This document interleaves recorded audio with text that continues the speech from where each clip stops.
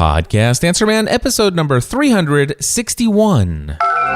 Entertaining, educational, and encouraging content that makes a difference. This is GSPN.TV. Join the community. Hi, this is Leo Laporte of This Week in Tech, and you're listening, you're smart, to Cliff Ravenscraft. He is the Podcast Answer Man.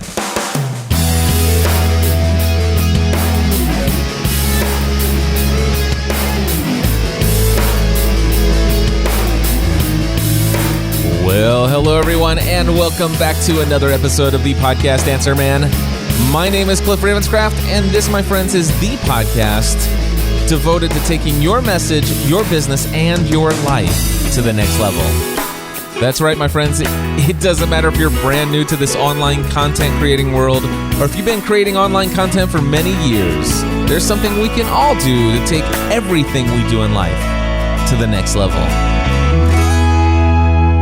That's right, my friends, and this week I am taking things to the next level by allowing myself to re-record episode number 361 of Podcast Answer Man. Let me just go ahead and open up real quick and just tell you, without complaining, and I hope I don't sound like I'm whining, life has been busy for me over the last couple weeks. Many of you know that I have been preparing, and my wife and I we're in the process over the last year of building a brand new house, and a lot of it is very custom work, and a lot of oversight was happening to oversee the projects to make sure everything was done correctly. And of course, that required a lot of my time and effort and energy to get those things, making sure things were corrected if they weren't exactly the way they were supposed to be. A lot of distractions, if you will. And then, of course, getting things set up and prepared for closing, my wife and I going out and getting all the things necessary that we needed so that they would be ready to be delivered once we move into the home. And then, of course, there was, promoting and setting up Podcasting A to Z for June. And then we get the call almost last minute that we're going to close on our home in the first week of June, when we originally had been told that the house wouldn't be completed until June 15th. Obviously, we were very excited to get into the house earlier. And as a result of that, we ended up, I ended up starting the Podcasting A to Z course on Monday, June 2nd. And we closed on our new home on Wednesday, June 4th. And I've literally been up at 6 a.m. every morning and been going to bed around 11 or 12 o'clock in the evening. Sometimes there's been one or two nights that is up until 2 or 3 in the morning. Just trying to get everything done, set up, and making sure that there were a couple nights where families all moved over here and I'm over there working, over at the old house working, because I'm doing A to Z before I move things over the weekend, moving things into the new home, trying to frantically just set up even a temporary office inside of my new space. And that's kind of what I have right now, is just a makeshift office and all kinds of things to do. And so as a result of, the whole closing, the moving, the A to Z, and all of the delivery people and service people coming to hook things up and all that stuff, I've literally been going night and day. And again, I hope I don't sound like I'm whining, because I know I'm very blessed. And these are exciting days, and I've been fully soaking it in.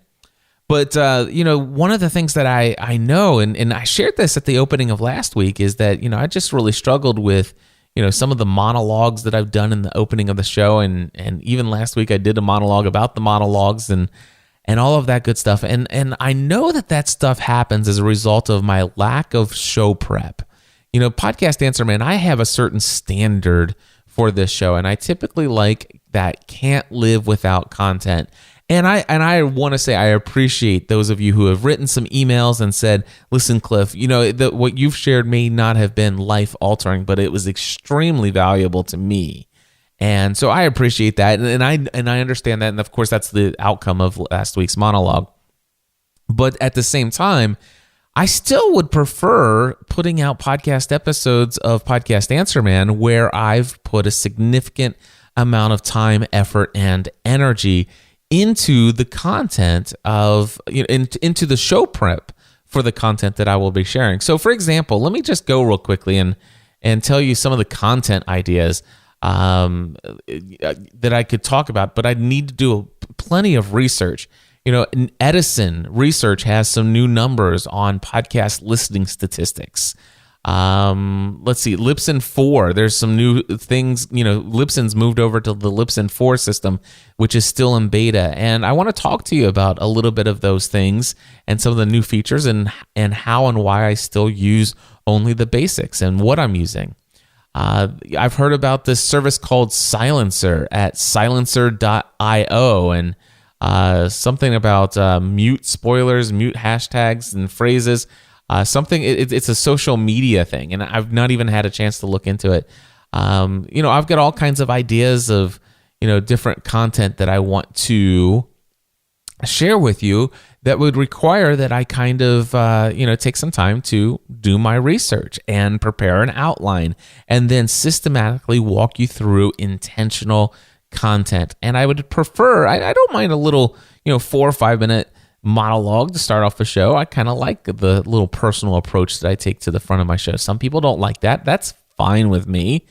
But the reality is I'd love the rest of the show to be filled up with all kinds of wonderful things that I want to give you my review and talk about the Aphex Aural Exciter with Big Bottom that's sitting in a box over there waiting for me to hook up and test and talk about so that I can talk to you about it. And that will be happening. I mean, I can tell you this.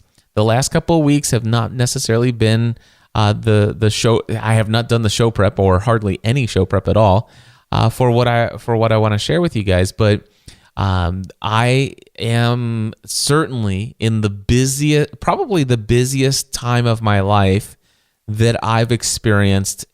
Even when I was doing the prep for New Media Expo, even when I was doing the podcasting A to Z course, and also doing the podcast mastermind, this week either equals that or may have even actually topped my busiest time of my life ever. So that's kind of why the content isn't necessary. The content I think is okay. The show prep, it's not the content that I desire to provide to you guys. So that's what's going on. So here's the deal. I'm going to attempt to have it so that at least by this coming Thursday, so for episode number 362, my desire is that I've at least had the dust settle enough in the new house that I've got all the wires and all the things set up that for my group coaching calls for A to Z, and all my temporary studio set up for my gear. All of that stuff set up so that on Thursday morning I can wake up and spend at least a minimum of 2 hours of show prep for episode number 362. And next week I plan to blow you away with valuable information that can't live without. But this week, not so much. This week, I could just stop here and say, hey guys, I really honestly, I should have taken the week off this week. And maybe I should have taken the week off last week, and I should have taken 2 weeks. But at the same time, I love to get behind the microphone and keep you guys involved in the process of where I am and what's going on in my life. And I have another show called Pursuing a Balanced Life, which is designed for that very thing. But I know many of you have been very eager to kind of follow this progress and the process of me getting into this new space. So, part of me thinks, man, don't get so busy that you leave people out. So, for example, there had been a lot of people asking on social media, hey, Cliff, I'd love to see pictures of the new studio and all this stuff. And of course, it's just a bunch of empty space with boxes and a makeshift little area of the space with my desk and a couple monitors set up for me to do the minimum, or to have the minimum amount of stuff set up so that I can adequately do my podcasting A to Z training, and of course, record some podcasts when necessary. So that's kind of what's been going on. And by the way, so people had been asking, so I went ahead and took some pictures and I shared it. And so somebody even said, hey, Cliff, thank you so much. I know that things are super busy and super crazy for you right now, but we really appreciate that you've taken the time to create these photos and share them with us.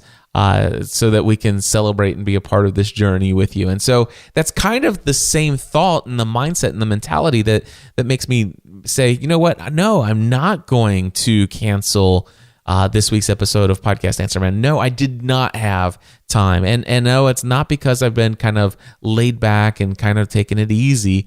It's been crazy. But at the same time, it's Podcast Answer My Time. The show shall go on. It must go on. And so I've been forcing that. And you know what? This week's episode, it wasn't a terrible episode. The one that I recorded yesterday morning or yesterday afternoon on Thursday, June 12th. It wasn't a horrible thing, but I didn't really explain what I wanted to explain in the open of the show. And so I wanted to re-record that. And then there was something that I recorded at the end of the episode, and I'm like, okay, that was totally useless to pretty much everybody but me and anybody who just wanted to hear my thoughts on just about anything. And so I'm like, you know what? Okay, so I have 45 minutes of this, but it really doesn't have a good intro to it, and it has a very abrupt ending. I was going to have to re-record the beginning. I was going to re-record the end, and honestly, I could have probably done a better job going through the meat of what I talked about during that 45 minutes. And so I decided, delete it. And here I am in this episode.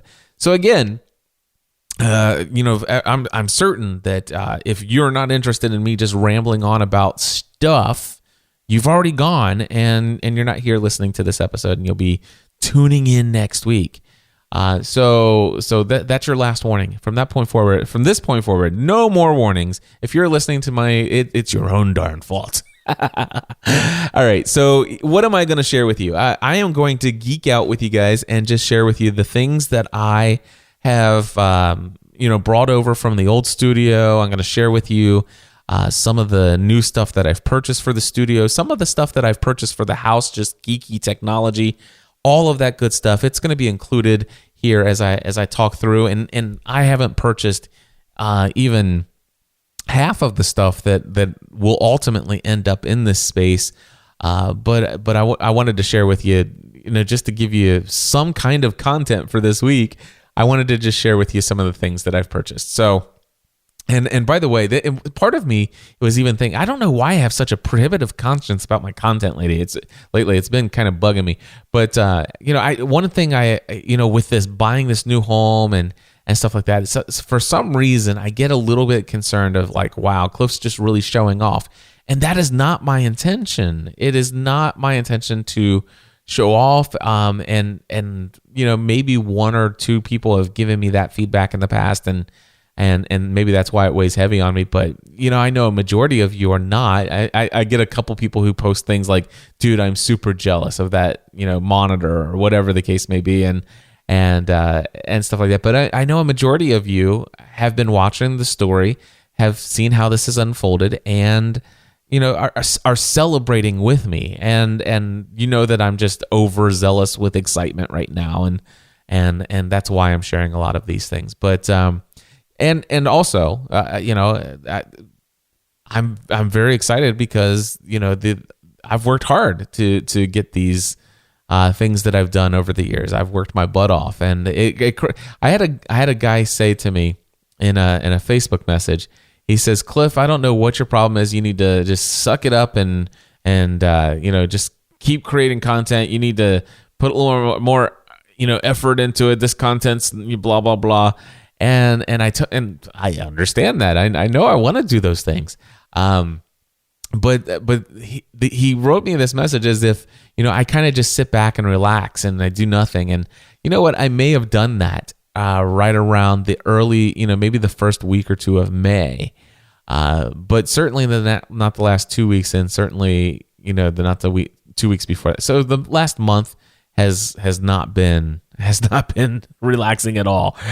But it was funny because one comment was, some people have a podcast and a full-time job. And if anybody out there thinks that Podcast Answer Man, this podcast is my full-time job, they're absolutely crazy, because this podcast is something that I just do for a couple hours, 1 day a week. And I work usually about 10 to 12 hours a day, every day of the week. Saturday and Sunday, I had gotten to the place where I'm taking the Saturday and Sunday off. But still, Monday through Friday, I work 10 to 12 hours a day. And I enjoy that work that I do. So I'm not complaining about those 10 to 12 hours. I get up and I'm eager to do them because I love them. And it's what I feel called to do with my life. And I'm incredibly blessed by that. So I don't mean to whine, but at the same time, I've worked my butt off to get to where I am. And I'm very happy about the things that I have. And I don't feel guilty for having them. And I don't feel like I should be guilty for sharing them with you. I just want to share with you what I have, because some of you may be looking for a certain scenario, certain solutions. So let me just share with you some of this gear that I have. First of all, I brought over my two 27-inch iMacs. I'd always had these two iMacs. One was a replacement for my original one because it needed some service work and it was going to be gone for 3 to 5 days, 3 to 5 business days. My other computer was going to be gone, and that was at a time when I was creating some video tutorials that ultimately ended up becoming the source material for Podcasting A to Z. And I couldn't be without my computer, so I bought a computer to replace that. And so I had two 27-inch iMacs once my other one came back, and one is used, my newer iMac is used for my main computing, and this other iMac, the older one, had been used for my live streaming computer to send out to Ustream for live show Thursdays.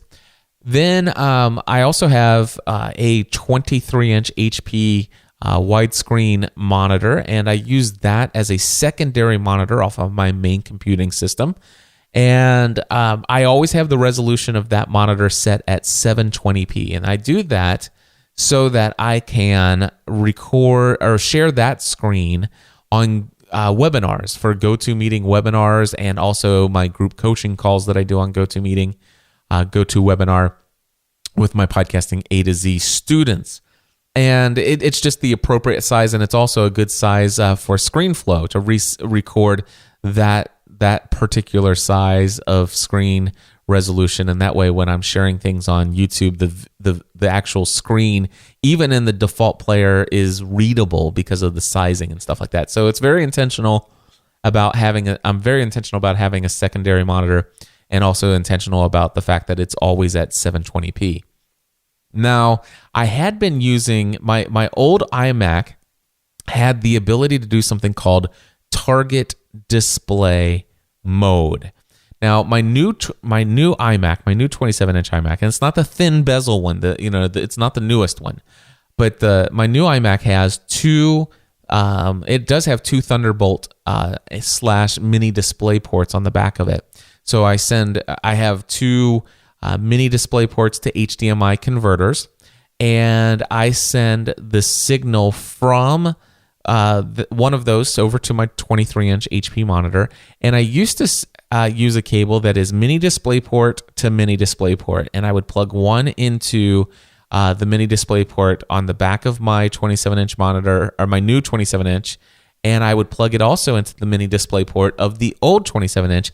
And on the old 27-inch monitor or iMac, it had this functionality called target display mode, and you can do Command F2, and instead of displaying the operating system that's running on that iMac, it will make your iMac turn itself into an external monitor, or just like it's an external monitor.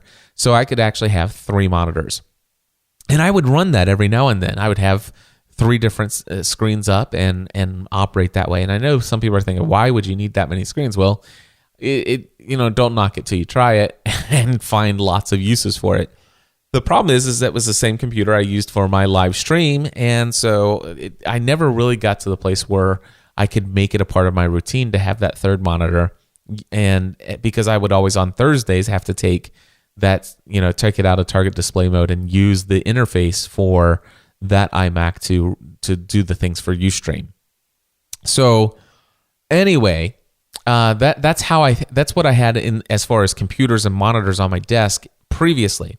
Well, I've brought over my new 27-inch iMac and my 23-inch secondary display, the HP monitor, and I've got that set up on this desk that I'm in front of right now. And I do have the old 27-inch iMac, and it's actually it's sitting on two boxes right now in the middle of the room over there, and it's got a webcam hooked up to it, and it's got a cable that's running to it for audio, and that is there for sending audio out to Ustream, and so it's separate. It's over there by itself, and I'm not going to be using that as a third monitor anymore. And the reason why is because, well, I kind of have a new third monitor, and it's kind of large. It's huge, actually. So let me tell you, I've one thing that I've wanted in my studio for a very long time is an HD TV. My old studio, there was no room for it. Literally, if any of you had ever been to our studio, our old home, on Asbury and Hebron, there's just no way you could fit an HD TV in there unless I mounted it up on the wall. I guess I could have done that, but even then, I wouldn't have dreamed of doing it because just the heat from my computer and my mixer and the equipment in my rack, just the heat from those things alone fried me. I mean, it was so hot. So to think about putting an HD TV on the wall, that would have just that's not happening. So anyway, I decided that once I get into the new house, I want an HD TV for the studio. And I thought, there are a couple uses that I could do that I could make use of with a big screen HD TV. Number one, I could use it to watch TV. Crazy, I know, right? But I could actually be watching TV while I'm doing some things, and of course, I could pull that up on my TV on my iMac and do the dial into the Hopper via that way. But it's not the same as controlling it with the regular remote from Dish Network. So anyway, I could watch TV. Another thing that I could do is I could get another PlayStation 3 because my son has one. And I could play PlayStation games with him. He and I both love playing Black Ops, Call of Duty Black Ops 2. We have a bunch of other games and stuff like that, but that's our favorite. We even got Black Ops Ghost, and we still prefer Black Ops 2. Anyway, and we play split screen on our older television that we had and stuff. But I'm like, that would be cool. He could have his full screen, and we won't be able to screen sheet. I told you this is geeking out. This isn't all just for studio stuff, but I promise you there are some business uses for this television. One is to be able to stay in here, do some work, and also be able to watch TV if I need to or desire to. There's the PlayStation gaming. Then there's also I could use this. I could use an HD TV as a prop, if you will, in videos. So, for example, I could do videos, and on the screen behind me, I could actually be displaying either just a picture. I could display my, just a screen with my Podcasting A to Z logo behind me. I could create a keynote presentation, and as I'm going through and standing in front, I could actually be clicking my advanced button on my remote and keynote presentations throwing slides behind me. So, I can think of all kinds of ways that I could use a big HD TV in the background of a video shoot to be kind of exciting. And I kind of really like that idea. And so that was one thing. And then, of course, I do plan on, I have a nice 900 square foot studio space, and a good portion of this is going to be used for live training workshops that I will do here in the studio. Now, when I do those workshops, I will have the ability to present from this HD TV. So if I want to share a keynote presentation, or if somebody else is going to come and share a keynote presentation, they can do it right from this system. So I knew I wanted an HD TV, And then all of a sudden, I'm thinking, okay, well, I know I've heard that I could even send out my signal. I could put an Apple TV on there, and I could actually mirror my display to it, or I could, I don't have to mirror. I could just use it as an external monitor. I do recall that, and I have an Apple TV, so why not hook it up there? And that would be another use for it. Well, something even better than that came along. But one thing that I questioned, am I going to mount this TV on the wall, or am I going to get one of those big fancy carts? And I'm like, okay, I'm going to get a big fancy cart. I am. And when I say a cart, I'm not talking about one of those TV carts where, remember when you're in middle school, and I was a part of the AV club. And so I would roll a big CRT giant TV that's been strapped down with metal straps and Velcro and everything else. The VCR's been kind of got this security thing that adheres to, so nobody runs off with their VCRs. Anyway, not one of those TV carts, but I'm talking about one of those. If you've ever been to a conference where they have an HD TV and it's sitting up on stage, and it's either got a single post or maybe two double posts that are holding the TV, the screen up, suspending it in the air, and it sits on big. The base has these big, large caster wheels, so that you can roll it around from place to place. And I'm like, okay, I want one of those. So months ago, as I'm dreaming up what I'm going to buy for the studio, that was one of the things I wanted to buy. And there's a lot of these things out there, but the one that I ended up getting, and it is called a Telehook mobile cart. And it can carry a television anywhere from 32 inches all the way up to 65 inches. And the company that makes the Telehook mobile cart is ATDEC, ATDEC. Now, I paid about $474 for this. I got it on Amazon. I do have an affiliate link. Whether you want to buy it or just look at it, you can go to gspn.tv. That stands for Generally Speaking Production Network. gspn.tv/TV cart. Okay, gspn.tv/TV cart. And you can actually see the cart that I purchased for my studio for this, to hold this television. By the way, putting that thing together should be a two-man job. I actually managed to do it on my own, but I probably shouldn't have. And the makers of ibuprofen are very happy with the fact that I did. Oh my goodness. So that's the Telehook mobile cart. Now, what TV did I end up buying? Well, our family already had a 55-inch LG HD TV that is one of the 3D, passive 3D. It's got the theater 3D, so you can actually bring home any theater glasses from the theater that you go to and come home and they work on your 3D TV. It's actually a good 3D experience, and I'm not a fan of 3D at all. In fact, at the theater, the only time I've ever had a good experience in 3D is The Hobbit, when it was done in high frame rate 3D. That was awesome. But every other 3D movie, I go to them, I enjoy the experience, but I do not enjoy the 3D as much. And oftentimes, my family and I, we choose to go to the non-3D versions of those movies, not to save money, but to actually not be annoyed by the 3D. But of course, when we go to see an action hero movie like Spider-Man or the Avengers or Captain America, we go and see it in 3D, even though it's not the greatest experience. But man, we have the Avengers in 3D here at home on Blu-ray 3D, and we play that on our we used to watch it on our 55-inch LG 3D set, and it is awesome. And by the way, it's an LED HD TV, the one that I'm talking about, the 55-inch that we've had for a couple years.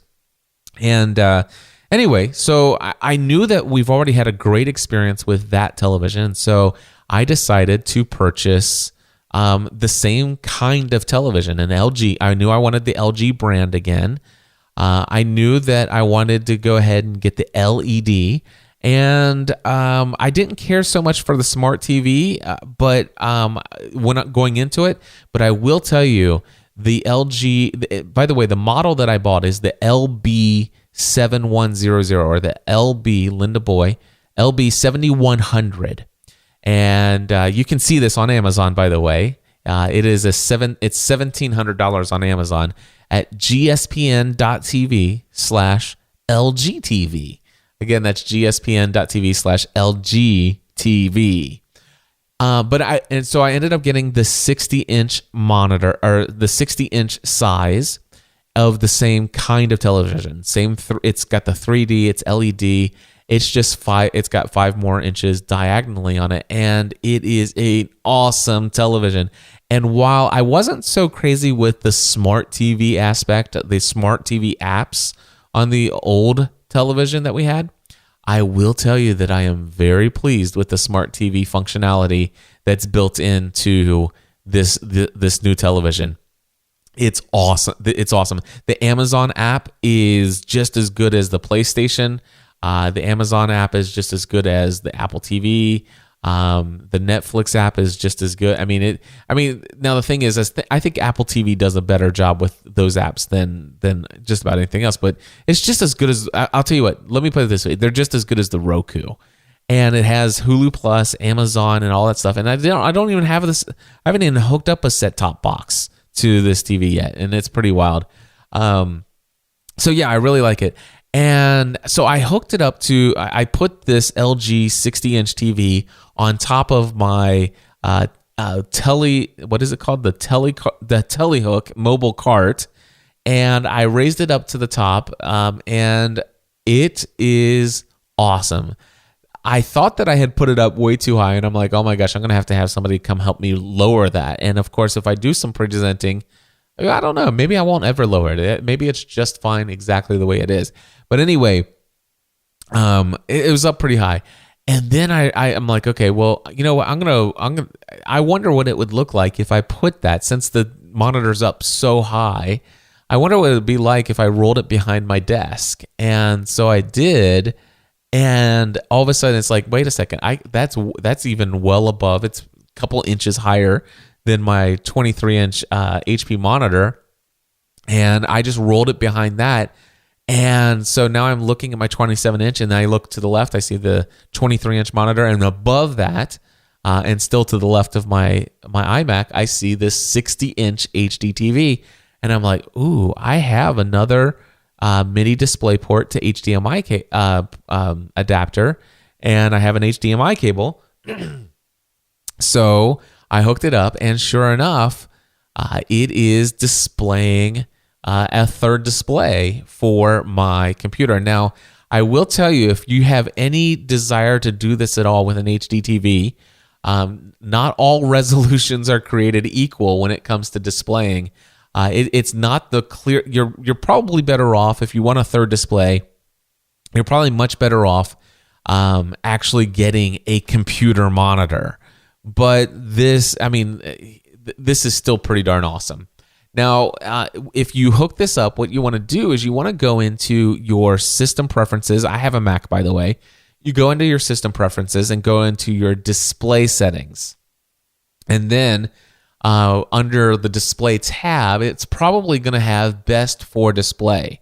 And mine automatically defaulted to 1080p. And I pulled up some browsers and stuff like that. And I'm like, man, I can see what's going on there, but that does not look good.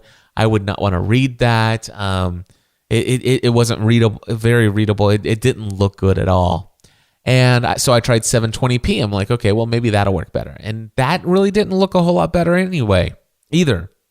However, there was an option for 1600 by 900. That didn't do it for me either. But then I tried at the very last one on the list. It says 1360 by 768. And the resolution, you can rotate it. But anyway, the refresh rate is 60 hertz NTSC. And there's this thing that you can do for underscan. And I don't understand the underscan. I might look into that a little bit more. But when I changed it to 1360 by 768, scaled down to that, I will tell you, it is very cool. Very extremely readable. It's not something that I would want to look at and operate off of as my main computer. I do see it flicker every now and then. So I'm sure that's the refresh rate or the underscanning or whatever's going on. I wouldn't want to use it as an active monitor that I'm staring at all the time, but it is perfect for monitoring things. Like, for example, another thing that I have in my studio that I purchased for my studio, and I think I talked about it on Podcast Answer Man in the past, but I bought a drop cam. And while I'm waiting for my security system to show up, which has some cameras built into it, I have a drop cam that is currently sitting on top of a ladder that looks out the front window of our home. And so I can see the front porch of our home, and I can see our driveway, and I can see the front street out front if the mail person is here. And so if I'm waiting for a package to arrive, there's a lot of stuff that's coming that needs signatures and things like that. Or if, let's just say one of these service people come, you're going to hear about some of the service people that have come, or deliveries of furniture and stuff. Sometimes, I may not hear the doorbell, but I can, on this big 60-inch TV, I can pull up a web browser and log into my drop cam, and I see a HD 720p video stream of what's going on in the front of my house, which I would have never noticed otherwise. So I love the fact that I can do that and still have full use of my main computer and my secondary monitor. And today I did my week 2 group coaching call for Podcasting A to Z, and this resolution's pretty huge, and so I'm usually looking. My goodness, I just closed my display preferences. My main display on my computer, my 27-inch iMac, is at 2560 by 1440.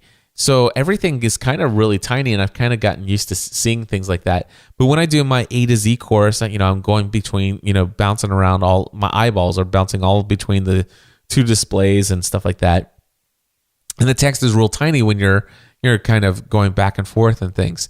So what I did is today I took the question box where it pops up all the questions people are typing in during my webinars and group coaching calls, and I popped the question box up on this big 60-inch, and it's like, wow, that is an amazing experience. And that did not bother me to actually read those questions for an hour today off of that monitor. The text was so big, and it wasn't crystal clear, but you could see the dots in the dots per inch or whatever. You could see the pixels, but it was very readable and very enjoyable experience. So, here's the deal. I've rolled it behind my desk. It actually looks like a good fit. And as a result of that, man, it's going to be hard for me to actually even think about unhooking it, even to roll it over for a video shoot or to set it up for one of my live workshops. And a part of me thinks, well, maybe in my future there might be another Telehook mobile cart and another LG 60-inch TV that might be on my wish list for the future of this studio. And by the way, I bought another 60-inch LG. It's the same television, and it is mounted on the wall in my workout room as well. And I'm very excited about my workout room, and that I'll talk more about in Pursuing a Balanced Life at pursuingabalancedlife.com. Anyway, so yes, makes an awesome third monitor, Telehook, LG TV. We've covered all of that. So where else am I going? Okay, so the next thing this is just random geek stuff that I'm sharing here with you. The next thing that I realized, I have 2 internet. I had in my old home, I had 2 ISPs. I had Cincinnati Bell fiber internet, and I was paying for 30 megs down, 5 megs up. Well, I had, by the way, I had 2 ISPs at home, at the old home, and I have 2 ISPs here. So fiber internet from Cincinnati Bell, 30 down, 5 up. Well, in the new house, I went ahead and upgraded to 50 down and 10 up. And that is going to be my backup system. That's going to be my backup Wi-Fi or my backup broadband internet connection, just in case my Time Warner cable goes out. Also, that network is going to be the primary connection or broadband connection for my family. In fact, it'll be the only connection my family will have the password for. So and I say that somewhat jokingly because if they have a problem, sometimes they'll say, oh, I'm just going to go ahead and log into Dad's office network. He won't care. And of course, it starts slowing me down or whatever. However, what's going on is upstairs, I've got two girls that who are in love with Netflix, and I got a son who's always gaming on the PlayStation Network, and Spotify streaming to my wife, and all kinds of other stuff's going on. All their computers are running, doing this and that. So the family will have their own primary network, which is Cincinnati Bell's fiber internet. And with 50 megabytes down and 10 megabytes up, I mean, I don't think they'll ever complain. A lot of things are going to get hardwired because I hardwired the house with Ethernet and RG6. And of course, I have a friend of mine that's coming over to help me terminate and set up some switches and a big rack of network gear in my network closet. So I'm excited about that coming.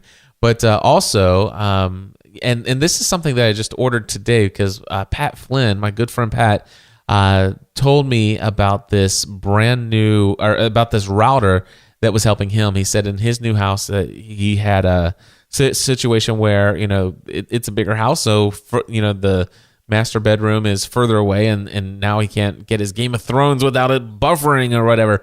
And he said he heard some great things about this router that he's read some great reviews on Amazon about this Netgear Nighthawk AC 1900 dual band Wi-Fi gigabyte router. It's the R7000. In fact, I'm going to pause right now and I'll get you a link to this. Alrighty, I am back. So I just created it as gspn.tv/Nighthawk. This thing runs $190.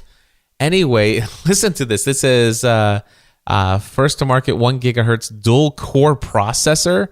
It says Beam Forming Plus improves range and performance, high powered amplifiers and antennas to extend your Wi-Fi range, advanced features for lag-free gaming, free automatic backup software for PC. I don't care about that. Machine compatible. Time machine compatible for Macs. Okay, so you can actually hook up an external drive to this if you wanted to and use it as your time machine backup. You can manage your home network with Netgear Genie, prioritized bandwidth for streaming videos or music. But anyway, he said some great things about this, and I've went ahead and purchased that so that I can have the family have the best experience receiving that data as possible. So anyway, looking forward to having them have that. And again, that's gspn.tv/Nighthawk, all one word, HAWK. So anyway, that's what's going on for our Cincinnati Bell fiber internet. Again, 50 down, 10 up. Then I also have Time Warner cable that's now hooked up here. At the old home, I had 30 down, 3 up. And now here at the studio in the new house, you know what? That's the thing I didn't tell you. I have the name of the new studio. It's actually, shouldn't be surprising. The official name of the new studio is the Next Level Studio. So I'm recording right now. I'm recording from the Next Level Studio in Northern Kentucky. Kind of just threw that in there, didn't I? Anyway, so here in the Next Level Studio, Time Warner cable, I upgraded to 50 megs down and 5 up.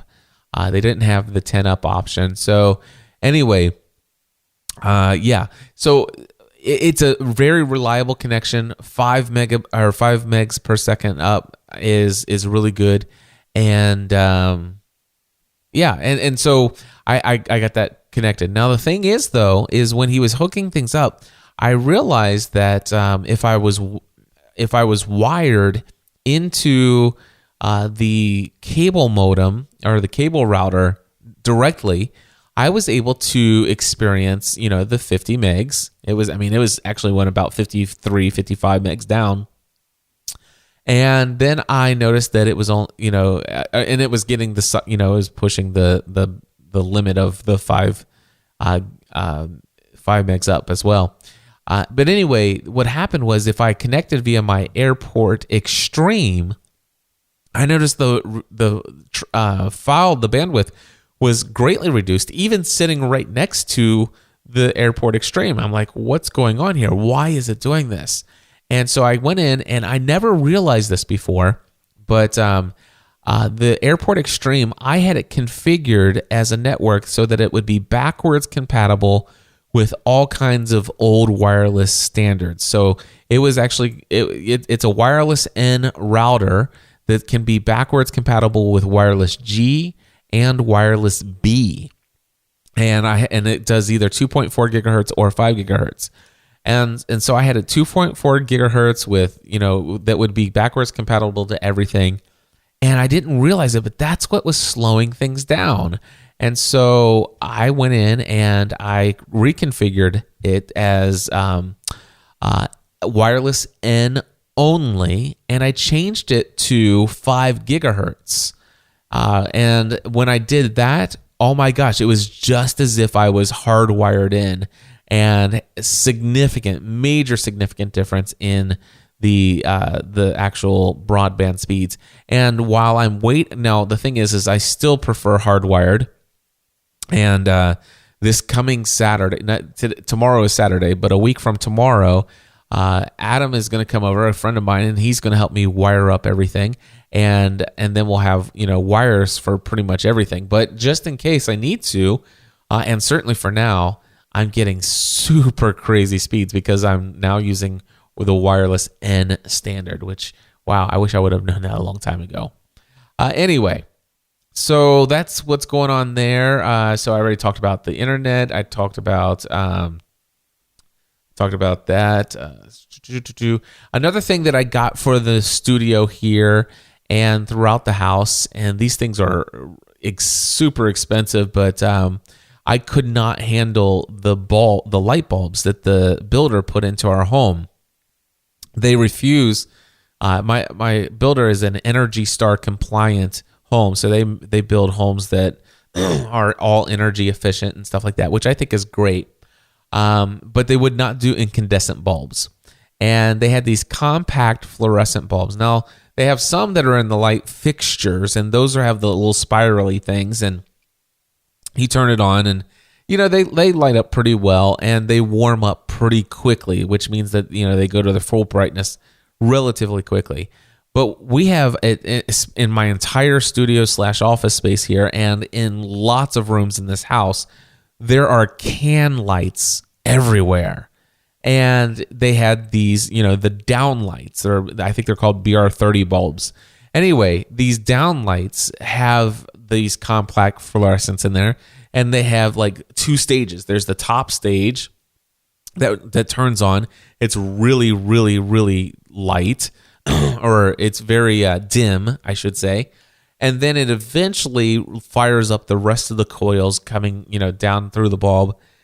And when they've warmed up to full brightness, they're very bright. But it can take 90 seconds from the time you turn on the light switch until the time you can actually see what you want to do. So when I walked into the workout room, it's kind of a deflating experience to turn the lights on and then just see this dimly lit room and stuff like that, and to have to wait for it to warm up. And the same in my office. And well, we have a restroom that had that as well, and it's like you're done using the restroom by the time the lights kicked on. And so I didn't like that.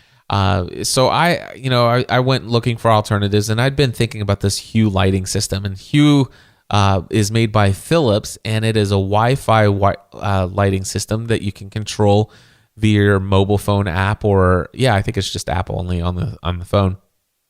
Anyway, I can control and turn the lights on or off. I can dim any of the lights. I can actually change the colors of the lights to fit my mood. I can make it warm and kind of a more brownish color. I can make it the color of a sunset. I can make it, they have one called the Deep Sea, which is various colors, kind of make you feel like you're underwater. It's pretty cool. But I got that system for the studio, and their LED lights, they'll last like forever, and they're even more energy efficient than the other bulbs.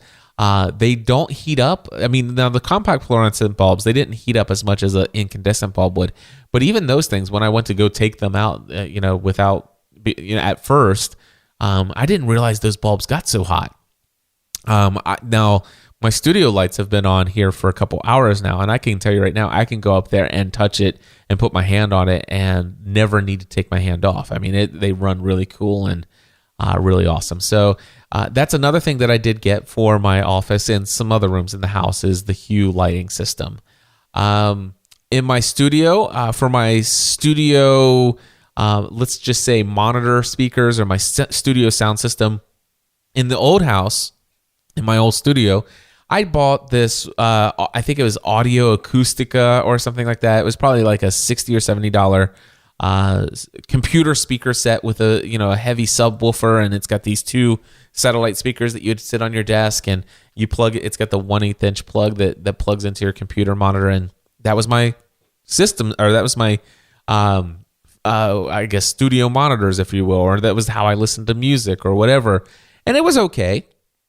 And it did the job in that space, but I knew that I'm going into a much bigger space, and I wanted a sound system that would be full and stuff like that. And I decided to get something that I've heard a lot about, and that is the Sonos sound system. These are Wi-Fi and speakers, and so it runs on your Wi-Fi network, or it actually will. You can Ethernet them as well, and I probably will Ethernet them. But they make a couple different systems. Every speaker is called a system. Hold on one second. All right, I'm back. I had to cough there. Anyway, or clear my throat anyway. Anyway, every system is called, or every speaker is called a system, and it's actually kind of like it's got its own little, subwoofer, or at least minimal one on the Play One. Anyway, and it's got your left channel and it's got your right channel, and so it's meant to be a standalone unit that is you set in a room, and that's your sound for that room. That's your music device for that room. They make a couple different ones. The first one that I'll tell you about is the Play One, and the Play One is their least expensive one. I think it's $199 per speaker per system.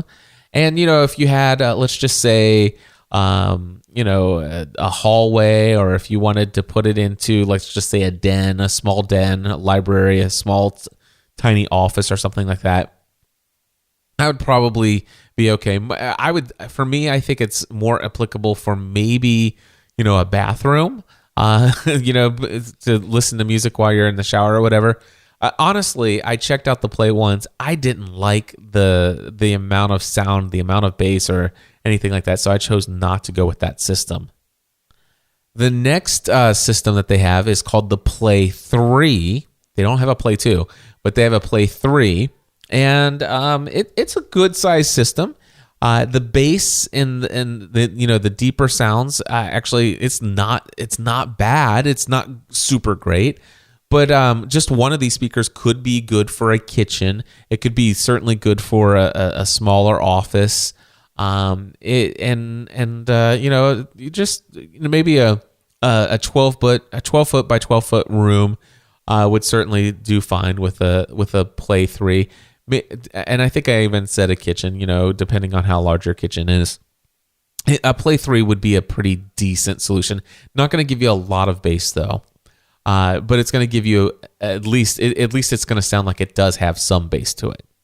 I did end up buying 2 of those, by the way, and I ended up also buying 2 of the next ones, and that's called the Play 5.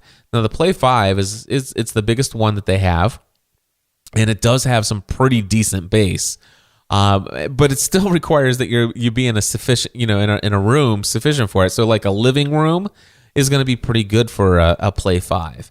It's certainly going to be enough for a regular size office and stuff like that, and it's going to give you that richer, deeper bass because it's got a decent subwoofer in it.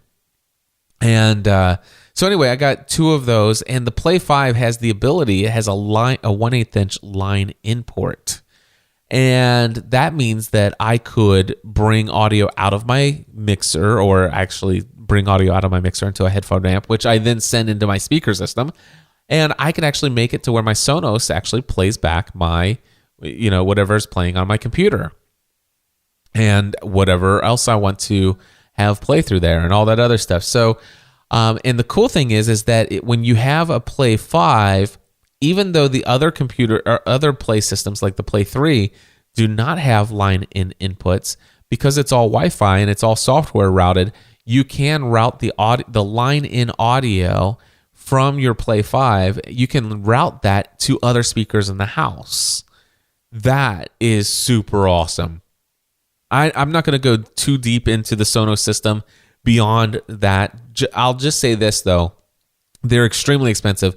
Play 1, I think, is $199. Play 3 is $299. And the Play 5s are $399, I think. $199, $299. I think those are what they are.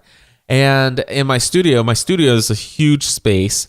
And I wanted kind of a surround sound system experience.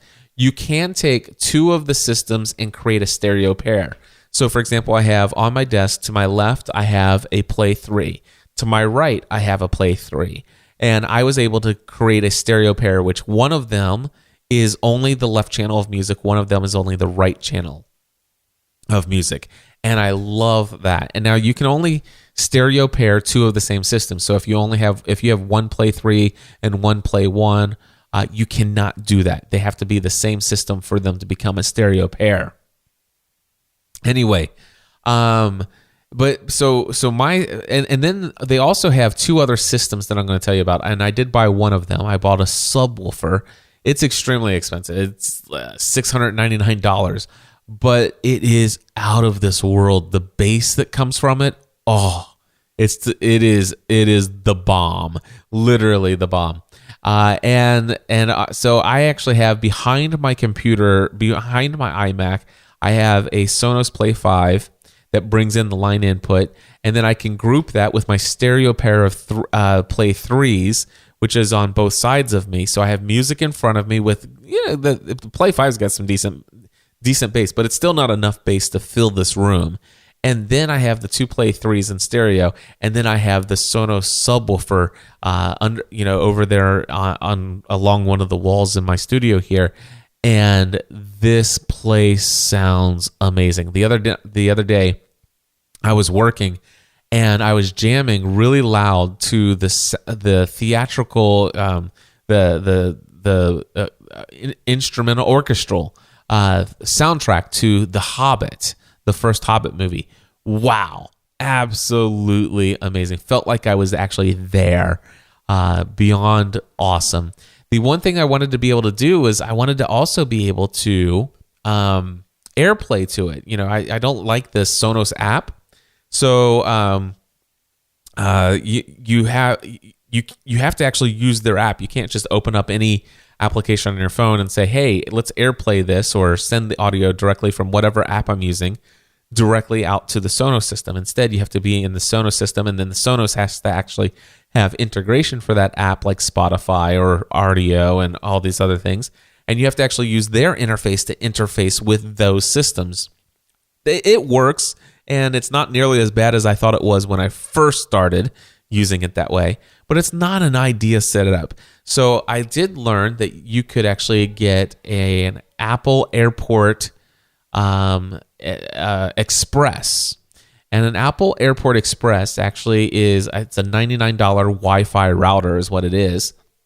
And it actually has the ability for you to AirPlay to it, and it has a 1/8 inch line output. So that means that I can send a 1/8 inch, I can actually send that out to one of the Play device. I have a second Play 5 that I bought for the workout room. And so that is actually going to, I probably will send the Airport Extreme in there. I'll hook it up and I will do line into that Play 5, which means then any of my iPads, any of my iMacs, any of my iPhones will be able to air display or air share. Oh, gosh, what is it called now? I can't even think of it. Anyway, AirPlay. I'll be able to AirPlay right to the Sonos system from the apps and from my phone, and regardless of whether or not Sonos has an app for it. And then, of course, I'm thinking, okay, wouldn't it be nice if I would be able to use my HD TV and use it as a surround sound for this big, huge HD TV that's in front of me? And I'm thinking this is going to be no problem at all. You know, my older HD TV that I had a 1/8 inch line output. Well, these LG 3D TVs that I have, these LG, even the older 55 inch one that I have, it does not have an analog output. It only has optical out.